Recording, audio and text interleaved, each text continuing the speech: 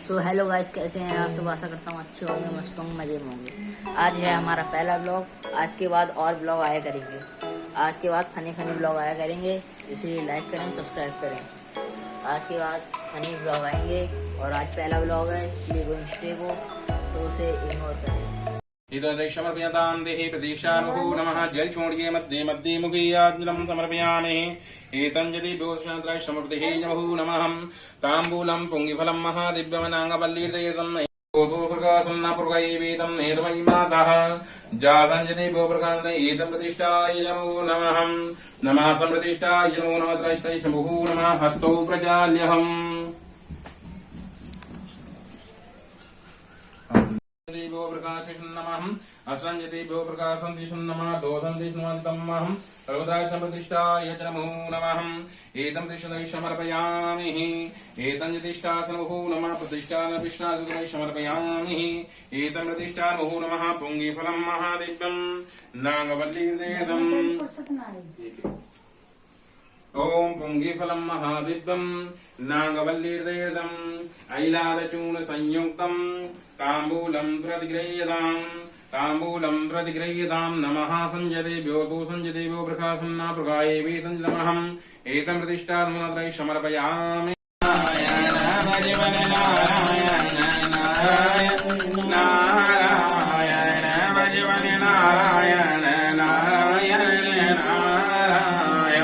विष्णु नारायणे नारायण नारायण विष्णु नारायण नारायण नारायण नारायण। एक बुद्धिमान राजा था। वह सत्योचित इंद्रियता प्रतिदिन देवी स्थानों पर ज्यादा गरीबों को धन देकर उनके कष्टों को दूर करता था। उसकी पत्नी कमल के समान मुख वाली सती साध्वी थी। भद्रासी नदी के तट पर उन दोनों ने श्री सतवान का व्रत पूजन किया।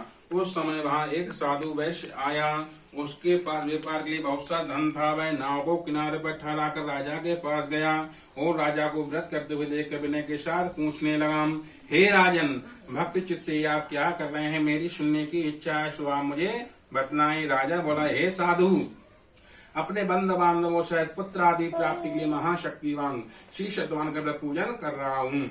राजा के वचन सुनकर साधु आदर से बोला, हे राजन, मुझसे इसका सब विधान कहो, मैं भी आपके कथन अनुसार इस व्रत को करूंगा। मेरी कोई संतान नहीं है और इससे निश्चय ही होगी। राजा से सब विधान सुनकर बेपासी निर्वत होकर आनंद के साथ घर गया। साधु ने अपनी स्त्री से संतान देने वाले इस व्रत को सुनाया और कहा, जब मेरे कोई संतान होगी तब मैं इस व्रत को करूंगा। साधु ने ये वचन अपनी स्त्री लीलावती से कहे। एक दिन उसकी स्त्री लीलावती पति के साथ आंध्र सांध्रिक धर्म में प्रवृत्त होकर श्री सतवान की कृपा से गर्भवती हो गई तथा 10वें महीने में उसके एक सुंदर कन्या का जन्म हुआ। दिनों दिन वह कन्या इस तरह बढ़ने लगी जैसे शुक्र का चंद्रमा बढ़ता है। कन्या का नाम कलावती रखा गया। तब लीलावती ने मीठे शब्दों में अपने पति से कहा कि जो आपने संकल्प किया था कि भगवान का व्रत पूजन करूंगा, अब आप करिए। साधु बोला, हे प्रिय, इसके विवाह पर कर दूंगा। इस प्रकार अपनी पत्नी को आश्वासन देवे नगर को चला गया। कलावती पितृगृह को प्राप्त हो गई। साधु ने जब नगर में सखियों के साथ अपनी पुत्री को देखा तो दूतों को बुलाकर कहा कि पुत्री के वास्ते कोई ससुर वर देखकर लाओ। साधु की आज्ञा पाकर दूत कंचन नगर पहुंचे। अब हमारी खोज देखभाल कर लड़की के लिए ससुर बालक पुत्र को ले आए। उस लड़के को देखकर साधु ने बंधु बांधवों सहित प्रसन्नचित अपनी पुत्री का विवाह उसके साथ कर दिया। किंतु दुर्भाग्य से विवाह के समय भी उस व्रत को करना भूल गया। तब विष्णु क्रोधित हो गए और श्राप दिया कि तुम्हें अत्यंत दुख प्राप्त होगे। अपने में कार्य को साधु बनाए जमा सह समुद्र की स्थित नगर में गए और वहां दोनों ससुर जमाए चंद्र केतु राजा के उस नगर में व्यापार करने लगे। एक रोज भगवान सत्यवान की माया से प्रेरित कोई चोर राजा के धन को चुराकर भागा जा रहा था। किंतु राजा के दूतों को आता देखकर चोर ने घबराकर भागते हुए राजा के धन को वहीं छुपा कर रख दिया जहां वो ससुर जमाए ठहरे हुए थे। जब दूतों ने उस साधु वैश्य के पास धन को रखा देकर दोनों को बंधक बनाकर ले गए और प्रसन्नता से दौड़ते हुए राजा के समीप जाकर बोले, ये दो चोर हम पकड़कर लाए हैं, देखकर आज्ञा दें। तब राजा की आज्ञा से उन्हें कठोर कारावास में डाल दिया गया और उनका सब धन छीन लिया गया। शत्रुवान का श्राप द्वारा उनकी पत्नी भी घर पर बहुत दुखी हुई। वो घर पे जो धन रखा था उसे चोर चुरा ले गए। शारीरिक मानसिक पीड़ा भूख अन्न की चिंता में कलावती एक ब्राह्मण के घर गई।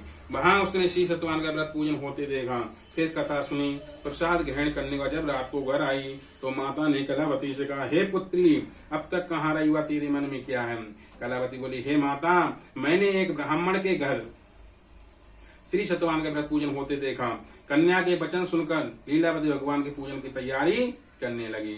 लीलावती ने परिवार और बंधु बांधवों सहित श्री सत्यवान का व्रत पूजन किया और वर मांगा कि मेरे पति और दामाद शीघ्र घर आ जावें, साथ ही प्रार्थना की सबका अपराध क्षमा करो।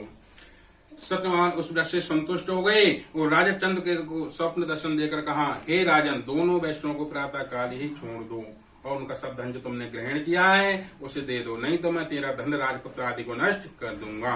राजा से ऐसे वचन कहकर भगवान अंतर ध्यान हो गए। प्रातः चंद्र के सभा में अपना स्वप्न सुनाया। फिर दोनों बाणक पुत्रों को कैसे मुक्त कराया, सभा में बुलाया। दोनों ने आते ही राजा को प्रणाम किया।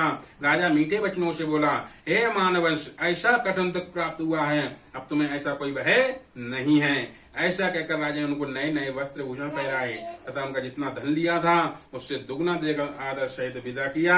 दोनों वैश्य अपने नगर को चल दिए। तृतीय अध्याय संपूर्णम। बोली लक्ष्मी भगवान की जय।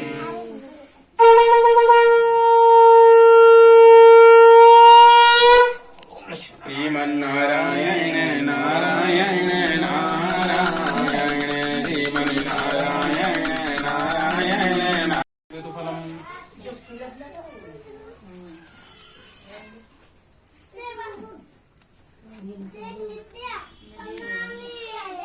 ओम इदं फलं मया विवेष्टं तेजं जन्मजयति मृतोपदेशमर्पयामि तमसन्निषन्नमप्रवासं एतं इति श्रन्नाथानां साधिष्ठाय नमो नमः।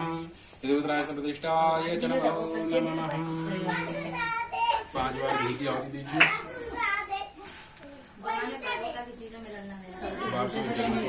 ओम अग्नि प्रतिष्ठा नमः स्वाहा ग्रहे नमः। ओम प्रजापतये स्वाहा प्रजापतये नमः। ओम इंद्र ओम हाग्रेष्टांजलि कृष्णाग्निष्टये स्वाहाये नमः। अब आप छोड़ना शांति इसमें मत छोड़ना, ठीक है। हरि ओम गणानां त्वः गणपति गंगावामि प्रियंत गंगावामि गंगावामि जय स्वाहा। ओम नमः एकदन्तादमहे भगवन्दां गन्धोदन्ति प्रचोदया स्वाहा। ओम जगदाधूरञ्जति प्रकाश नमः स्वाहा। पूर्वये वेदं यन्त्रमयि माता जासति नमः स्वाहा। जम्प्रदेशन्दे पूर्वये वेदं वेदं नमः स्वाहा। पूर्वञ्जति प्रभुसञ्जति शनि नमः स्वाहा। अविलपूषण्यं प्रभुये वेदं नमः स्वाहा। पूर्वये वेदं वेदमयि माता जासति नमः स्वाहा। ओम सहस्रापूर्वं साष्टाङ्गुलं महापूर्वये वेदं ओम नमो भगवते वासुदेवाय नमः स्वाहा।